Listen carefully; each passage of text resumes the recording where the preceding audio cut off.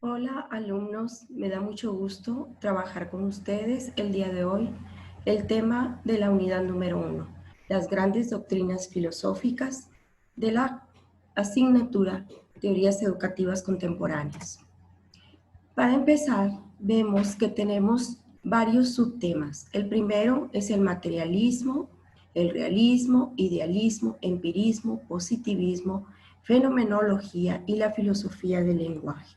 Analizaremos todos y cada uno de ellos con sus significados y también con algunos ejemplos que nos permitirán comprender de mejor manera estas posturas filosóficas que nos han apoyado a la educación para comprender su fundamentación, sus propósitos y cómo poder lograr nuestros objetivos. El materialismo. En filosofía, el materialismo es una corriente de pensamiento según la cual el mundo puede explicarse en función de la idea de materia, pues todas las cosas son causa de la acción de la materia y no del espíritu. Solo el mundo material es real. Su desarrollo se debe a la propia evolución de la naturaleza, sin que entre en juego nada sobrenatural. Es decir, las cosas existen por sí mismas y el ser humano solo debe de basarse en lo que puede ver, en lo que puede tocar. Un materialista al ver una piedra diría que lo que hay ahí es una piedra en sí, un objeto independiente del observador y que a partir de ese objeto podemos formular una idea de la piedra. En realidad, alguien que no ha visto una piedra en su vida ni ha escuchado hablar de ellas no puede tener una idea clara de lo que es una piedra.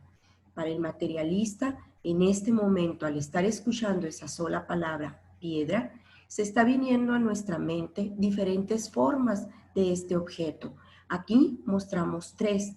Cada uno de ustedes al escucharme debió de haber pensado en una de ellas. El realismo. El concepto de realismo permite identificar de la manera de contar, presentar, considerar o percibir lo que ocurre, tal como sucede.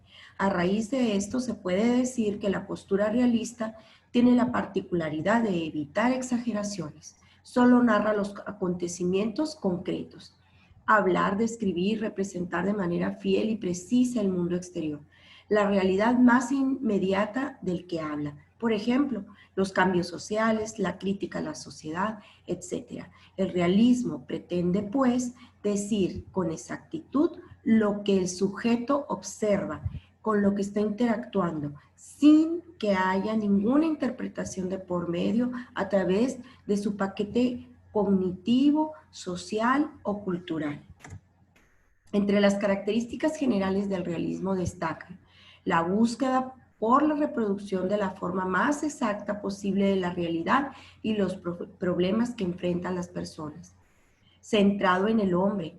De ahí que las descripciones de los personajes son específicas y reales en cuanto a sus rasgos físicos y psicológicos, sin interpretación alguna de cada uno de ellos, solo y únicamente los hechos que ocurrieron. Las descripciones detalladas buscan alcanzar una representación más verosímil de la realidad, es decir, apegadas a la verdad que en ese momento ocurrió. Su estilo es elaborado, preciso y no se da cabida a la subjetividad. Solo lo que veo es lo que explico.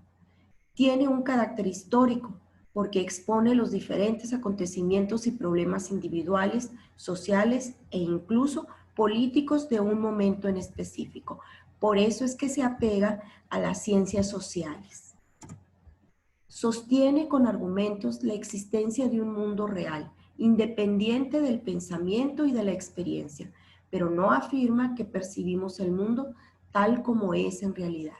Es pues, ante todo, una afirmación de tipo ontológico, es decir, acerca de las cosas que son, que implica una determinada teoría del conocimiento, así como una teoría sobre la percepción, acerca de las cosas que no son tal como aparecen, es decir, no se permite ninguna subjetividad, simple y sencillamente lo que está ocurriendo en el mundo real. El idealismo. Como idealismo se designa al conjunto de los sistemas filosóficos según los cuales La idea es el principio y fundamento del ser y del conocimiento. Su origen se puede rastrear hasta Platón, quien consideraba que la verdadera realidad era la del mundo de las ideas, únicamente accesible por la razón, es decir, nuestro pensamiento. Como idealismo también denominamos la confianza exagerada o ingenua en los valores éticos y morales de la sociedad, en la forma de conducirse a las personas y las instituciones según lo justo y lo bueno. En este sentido se opone al realismo. Una persona idealista, entonces, siempre tendrá que hablar del deber ser, no de lo que es. Puede decirse entonces que el idealismo se opone al materialismo, una doctrina que asegura que la única realidad es la materia. Los idealistas subjetivos creen que la entidad en sí es incognoscible, es decir, no podemos llegar a conocerla en su totalidad, pero la reflexión brinda la posibilidad de acercarse al conocimiento. Para los idealistas objetivos, en cambio, el único objeto que puede conocerse es aquel que existe en el pensamiento del individuo. Por eso, dos grandes ejemplos del idealismo son la Revolución Francesa, porque sus premisas de libertad e igualdad se consideran ejemplos del idealismo social y político. Otro es Don Quijote de la Mancha, que se toma como un ejemplo de idealismo, puesto que se trata de un personaje que soñaba y se perdía por su propio mundo de ideas, lo que Don Quijote creía que el mundo debía de ser. El empirismo. El empirismo postula que la experiencia es la fuente principal del conocimiento. La palabra empirismo viene del griego emperia, que significa experiencia. Los partidarios de esta corriente se denominan empiristas. Para ellos, nuestros sentidos son los medios por los cuales adquirimos el conocimiento. Es una teoría relacionada al conocimiento que acentúa el valor de la experiencia y de la percepción sensorial en el surgimiento de ideas. Es decir, solamente vamos a interactuar con el mundo a través de lo que vemos, olemos, gustamos, tocamos y oímos. Para que el conocimiento sea válido, debe ser probado a través de la experiencia, que de esta forma se convierte en la base de toda clase del saber. De igual modo, el empirismo en la filosofía de la ciencia supone que el método científico debe apelar a hipótesis y teorías probadas mediante la observación del mundo natural. El raciocinio, la intuición y la revelación quedan subordinadas a la experiencia, es decir, solo voy a formar ideas, solo voy a poner razonamiento en mi mente a partir de lo que yo puedo percibir del mundo a través de mis sentidos. El positivismo. Se conoce con el nombre de positivismo a una estructura o sistema de carácter filosófico que está basado en el método experimental y que se caracteriza por rechazar las creencias universales y las nociones a priori, es decir, aquellas con las que surgen de la experiencia, del momento empírico. Desde la perspectiva de los positivistas, la única clase de conocimiento que resulta válida es el de carácter científico, el cual surge de respaldar las teorías tras la aplicación del método científico.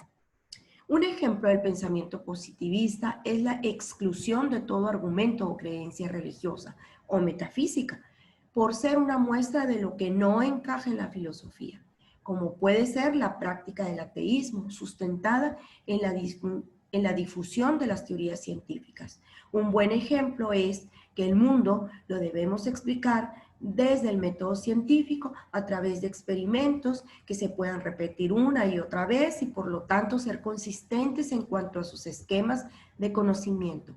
En contra, todo lo que tenga que ver con lo metafísico, lo espiritual, lo religioso, carece de valor. Para la fenomenología, que es otra parte de la filosofía, vamos a entenderla como el establecimiento de relaciones entre diversas observaciones empíricas que permiten generar conocimiento en sintonía con una teoría. Es decir, no primero voy a entender a la teoría y posteriormente voy a tratar de explicar mi mundo real.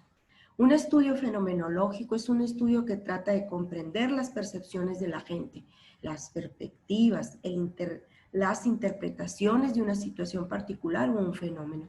El método fenomenológico no parte del diseño de una teoría, sino del mundo conocido del cual hace un análisis descriptivo en base a las experiencias compartidas.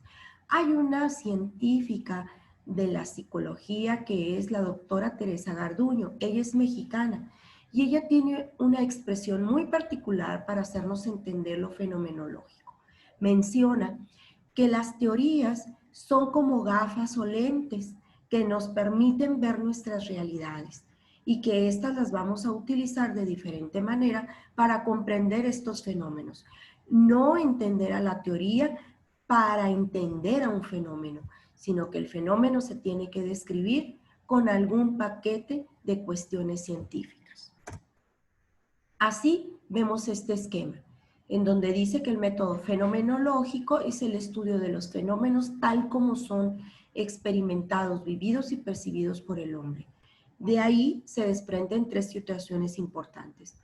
Intenta entender de forma inmediata la realidad del hombre.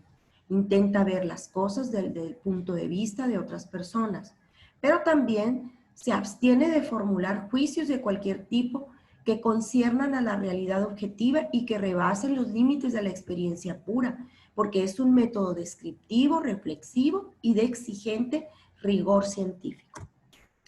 Filosofía del lenguaje. La filosofía del lenguaje es la rama de la filosofía que estudia el lenguaje en sus aspectos más generales y fundamentales, como la naturaleza del significado y la de la referencia, la relación entre el lenguaje, el pensamiento y el mundo, el uso del lenguaje, la interpretación, la traducción y los límites del mismo.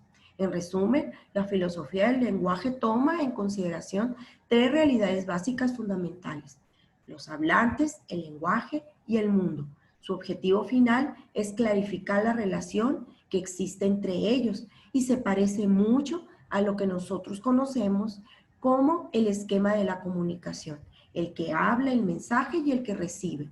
Aquí vamos a ver que la filosofía del lenguaje nos está tratando de describir lo que nosotros podemos comprender a partir de lo que expresamos. Es realmente un aspecto de la filosofía muy nuevo, ya que inició a partir del siglo XX.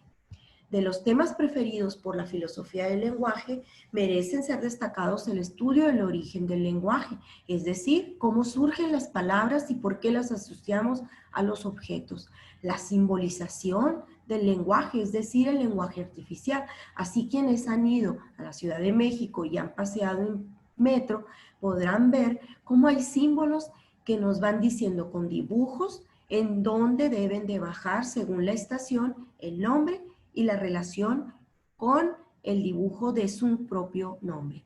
Y la semántica en particular, es decir, la buena manera de hablar, la cual en la filosofía del lenguaje aborda la designación y la semántica misma.